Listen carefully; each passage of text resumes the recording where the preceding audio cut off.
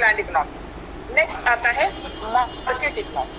Market economy is the such type of economy in which decision regarding what to produce, how to produce and for whom to produce. It means क्या produce करना है, कितना करना है, कौन सी technology use करना है, किसके लिए करना है, ये सारा डिसीजन मार्केट फोर्सेस लेते हैं। अब ये मार्केट फोर्सेस क्या है?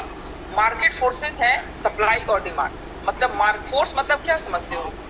बल, है ना, ताकत। कौन सी ऐसी ताकत है जो ये डिसीजन लेती है? तो ये ऑन द बेसिस ऑफ, इसको फ्री इकोनॉमी भी कहा जाता है बेटा।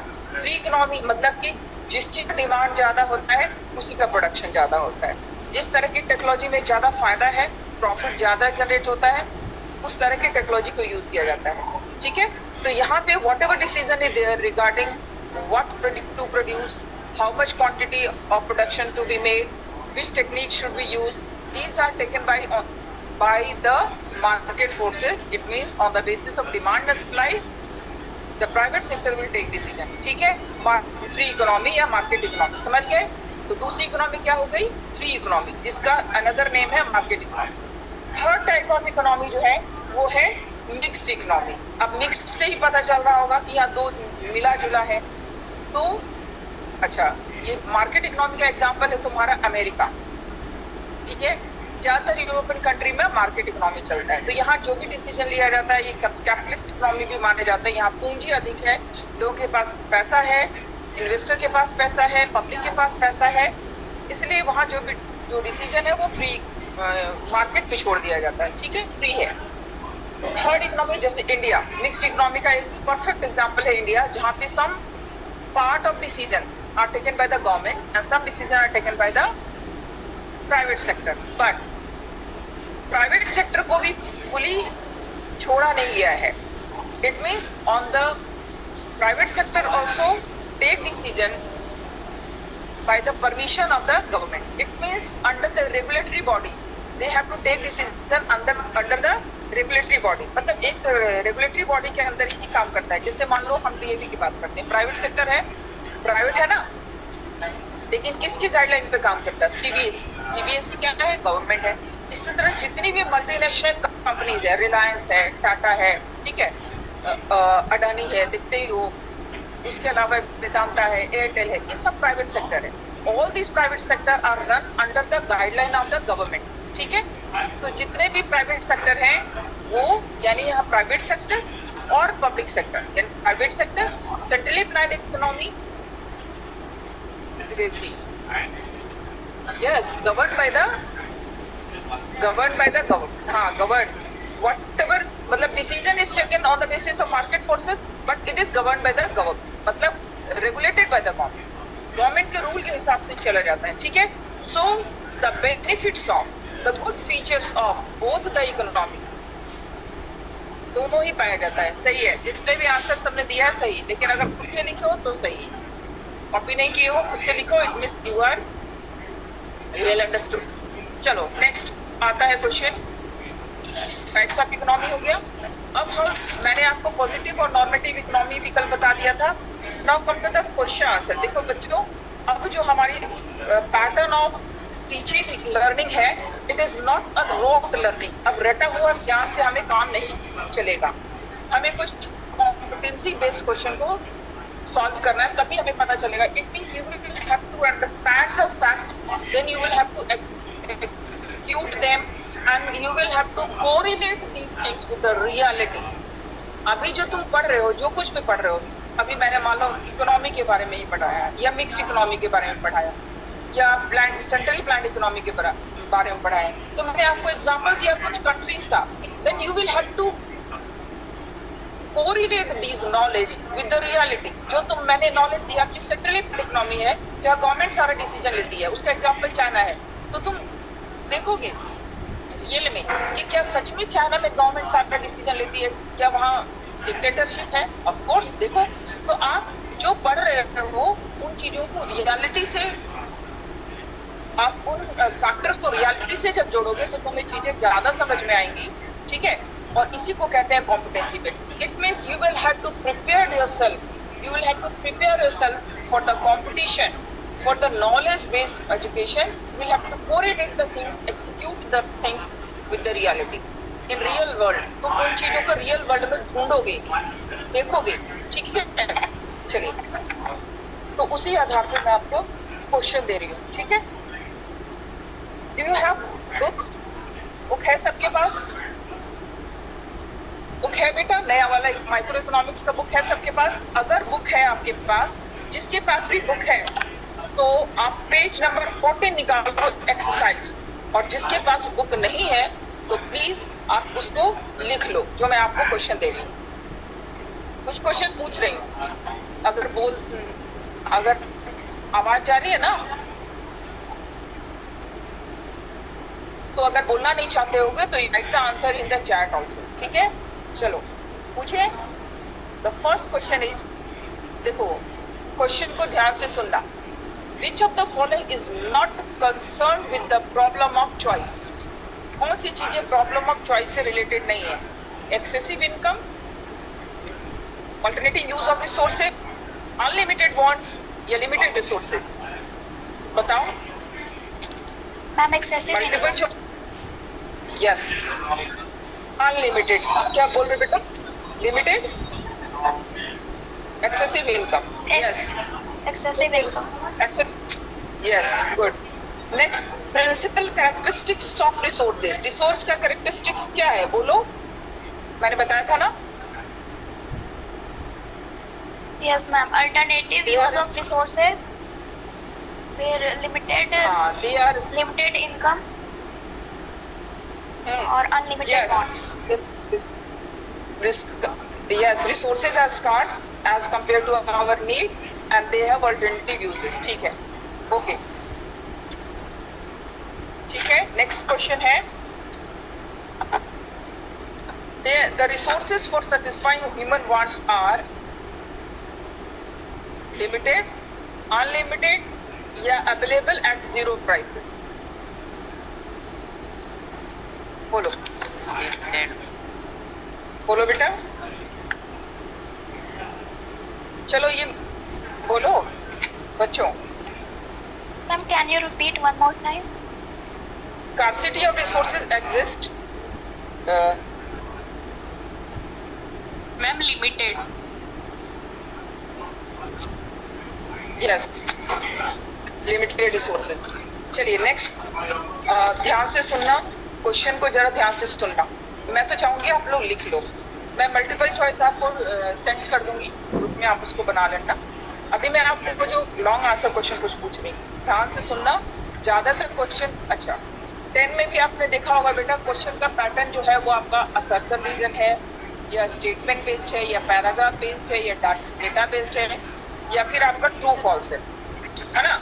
ये क्वेश्चन इस तरह का रहेगा, ये मैच द फॉलोइंग रहता है। तो हम एक क्वेश्चन देते हैं, एक बात ध्यान से सुनना, एक पूछ रही हूँ कि ये बताओ, अभी तुमने कहा कि रिसोर्स जो है वो कम होने की वजह, स्कार्सिटी का मतलब होता है रिसोर्स कम है। अब ये बताओ कि क्या scarcity exist even when certain goods are available at zero price? क्या स्कार्सिटी तभी भी होगा जब कुछ फ्री ऑफ कॉस्ट अवेलेबल है? यस या no? No ma'am, no ma'am. कितने लोग नो कहते हैं? तो फटाफट चैट में लिखो, फिर मुझे समझ में नहीं आ रहा आपने क्या बोला। स्कार्सिटी, पहले ध्यान से क्वेश्चन को सुनो। Scarcity exist even when certain goods are available at zero price. एक बच्ची ने आंसर लिखा है, सब लिखो फटाफट, सिर्फ यस और नो लिखो। एस, चलो ठीक है, यस यस, ठीक है। मुस्कान, श्रद्धा ने आंसर दिया, मुस्कान ने दिया, जिशेंद्र ने दिया, ठीक है। 8 बच्चों ने आंसर दिया है, जल्दी और लोग ऐड कीजिए, यस या नो, बस इतना ही आंसर है। सृष्टि ने दिया, ठीक है, यस। मीनाक्षी यस, सिजा यस, ठीक है। 11 स्टूडेंट ने आंसर दिया और यस यस, ठीक है। 12, 13, गुड। नितिन ने यस दिया, ठीक है। श्रेया अग्रवाल, यस ठीक है। चलो अब मैं आपको बताती हूँ, पहले इसको समझो ये क्या कह रहा है। स्कार्सिटी तभी भी होगा, उन चीजों में भी कमी हो सकती है जो हमें फ्री ऑफ कॉस्ट अवेलेबल है। मतलब स्कार्सिटी का मतलब तो कमी होता है ना बेटा, यहाँ प्राइस से रिलेशन ही नहीं है, इसलिए यस आंसर होगा, नो नहीं होगा स्नेहा। ठीक है, जिन बच्चों ने नो आंसर लिखा है वो रॉन्ग है, यस आंसर यस होगा। Why? Because what ever available in the nature, अगर वो फ्री ऑफ कॉस्ट भी है तो भी वो स्कार्स हो सकता है अगर वो कम है। या स्कार्सिटी से मतलब है supply is less than demand, supply come demand, ये मतलब है। प्राइस से मतलब नहीं है यहाँ, फ्री ऑफ कॉस्ट भी मिल रहा है, जैसे पानी, पानी हमें मिलता है नेचर से, लेकिन अगर पानी की कमी होगी, पानी फ्री ही मिल रहा है ना, नेचर ने तो फ्री दिया है, फ्री रहा है, लेकिन उसकी स्कार्सिटी क्या की कमी है इसकी, क्यों? हम तो प्राइस पे नहीं कर रहे हैं। It means whatever available in the nature, whatever available in nature at free of cost, they may also be scarce, वो हो सकता है कम, बिकॉज ये प्राइस से मतलब ही नहीं है, यहाँ डिमांड और सप्लाई से रिलेटेड है। If demand is more than supply then there will be scarcity. जो चीज नेचर में जिसका भी डिमांड ज्यादा है, सप्लाई कम है, वो स्कार्स। ठीक है, ध्यान देना, यही है कॉम्प्रिहेंसिव बेस्ड क्वेश्चन। तुम लोग कोरिलेट प्राइस से कर रहे हो, ठीक है? तो whatever available in the nature, if the demand for that good is more as compared to supply, then it is called scarcity. ठीक है, चलो समझ गए ना बच्चों? Yes ma'am. चलिए ठीक है, next question. Economic problem and scarcity of resources are not related to each other. Is it true or false? Question को फिर से सुनो। Economic problem and scarcity of resources are not related to each other. Economic problem क्या है? Economic problem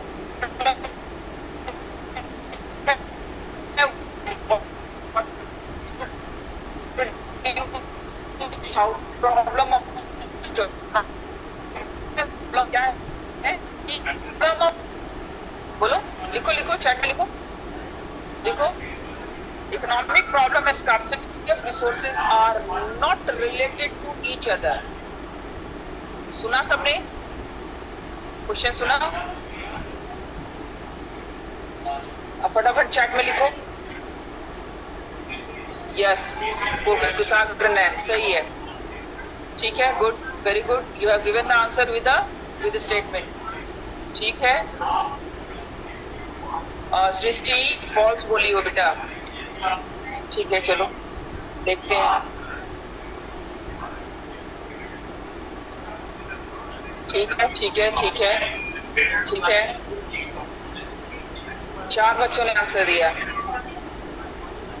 true और false सिर्फ लिख दो, बाकी रीजन हम बता देंगे। ऐसे याद रखना कि इकोनॉमिक्स में और क्लास 11 में ट्रू अगर क्वेश्चन भी है, देन यू विल हैव, अगर ट्रू फॉल्स भी क्वेश्चन है, you will have to justify that statement with reason. आपको ट्रू या फॉल्स लिख के सिर्फ लिखने से आंसर में नंबर नहीं मिलेगा, उस यस या नो को आपको प्रूव भी करना है। अभी तो मैं खैर रीजन ऐसे पूछ रही हूँ, यहाँ चलेगा।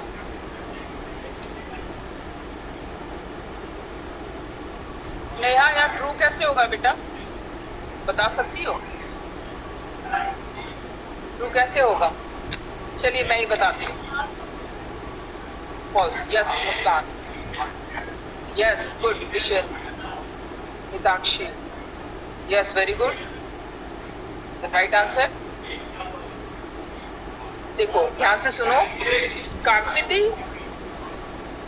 एंड प्रॉब्लम, देखो इकोनॉमिक प्रॉब्लम मतलब होता है प्रॉब्लम ऑफ चॉइस, और स्कार्सिटी दोनों एक दूसरे से कोरिलेटेड नहीं है, यहाँ करा नहीं है, जबकि दोनों एक दूसरे से रिलेटेड हैं। ये फॉल्स है, because problem of choice is related with scarcity, because problem of choice arise due to scarcity of resources. चुनने की समस्या तो तब है ना जब हमारे पास कमी होती है कि हम चलो ये नहीं है तो वो ले लेते हैं, चाय नहीं है तो कॉफी पी लेते हैं, तो कमी है तब, ठीक है। तो economic problem arise due to scarcity of resources, so they are correlated to each other, it is true. यहाँ पे कह रहा है कि no, not related, not related तो फॉल्स। जो मैंने आपसे क्वेश्चन पूछा उसमें था कि नॉट रिलेटेड, ये दोनों रिलेटेड नहीं है, economic problem and scarcity are not related, it's false because they are related, because problem of choice arise due to scarcity of resources. Resource के दो चीज याद रखना, दो कैरेक्टरिस्टिक, पहला स्कार्सिटी और दूसरा alternative use, and due to these two characteristic we have to make choice, ठीक है। नेक्स्ट, अब नेक्स्ट क्वेश्चन ध्यान से सुनो। Am I audible? बच्चों सुनाई दे रहा है ना? Yes, ma'am. Yes, ma'am. ठीक है, okay. Next question, listen to me very very carefully. तुम लोग अगर केयरफुली नहीं सुनोगे तो फिर आंसर गलत हो जाएगा। अभी मैंने वहाँ जो क्वेश्चन पूछा उसमें नॉट था, मुझे लगता है ज्यादातर बच्चों ने नॉट सुना ही नहीं, इसलिए आपने कह दिया। चलिए नेक्स्ट क्वेश्चन, अभी ध्यान से सुनो। A free medicine given to the patient in a hospital is not a scarce commodity. बोलो, a free medicine given to the patient in a hospital is not a scarce commodity. रोगी को सरकार के तरफ से मुफ्त में दवाइयां दी जा रही है, मतलब वो स्कार्स नहीं है। ट्रू और false? Right answer in chat. सरकार के तरफ से मुफ्त दी जाने वाली दवाइयां स्कार्स नहीं है, ट्रू और फॉल्स?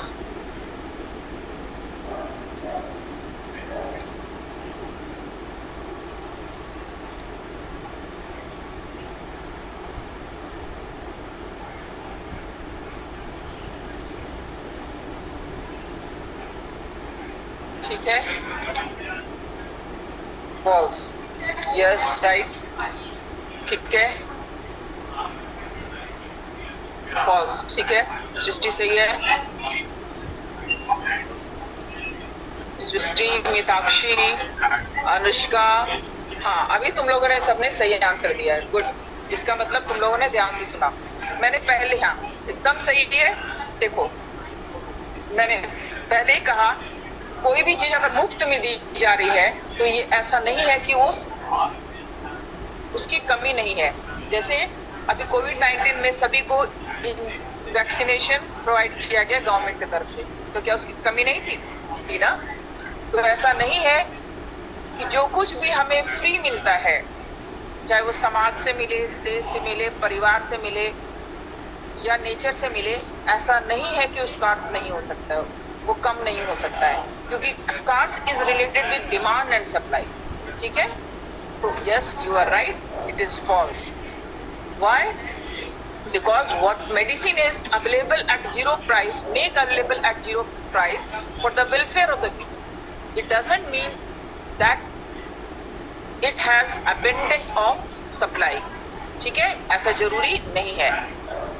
बिकॉज इट, आप लिखोगे इट इन्वॉल्व्स अपॉर्चुनिटी कॉस्ट। अब अपॉर्चुनिटी कॉस्ट क्या होता है इसके लिए मैं आगे पीपीसी पढ़ाऊंगी, जो बच्चे पढ़ चुके हैं उनको पता है, जो नहीं पढ़े हैं आगे पढ़ेंगे, ठीक है। अपॉर्चुनिटी कॉस्ट इसका होता है, ठीक है। Yes it is scarce. सभी ने सही आंसर दिया इसका। नेक्स्ट क्वेश्चन, फिर से ध्यान से सुनना, जब आप क्वेश्चन को ध्यान से सुनते हो तो आप सही आंसर देते हो। Next question, lack of scarcity implies lack of economic problem. Lack of scarcity implies lack of economic problem. जितना ज्यादा स्कार्सिटी कम होगा, लैक माने कम, उतना ज्यादा इकोनॉमिक प्रॉब्लम यानी प्रॉब्लम ऑफ चॉइस भी उतना कम होगा। सही या गलत? बोलो। Lack of economic problem implies lack of, true. Yes Kushagra Jain सही बोल रहे हो बेटा, वेरी गुड। और बाकी बच्चे all of right the answer. अब मैं चाहूंगी कि आप आंसर ट्रू फॉल्स लिखने के साथ एक स्टेटमेंट भी दो, क्यों ट्रू है और क्यों फॉल्स है, ठीक है। Right Srishti, justify the statement को बताओ कि क्यों ट्रू है।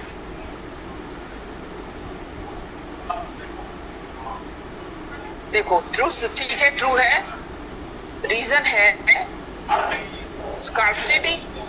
Lack of scarcity implies lack of economic problem. True, because scarcity is the root cause of economic problem. Yes, ठीक है, yes, very good नितिन, 60 सही है. If the more resources is there, there is no problem of choice. Very good, सही बोल रही है.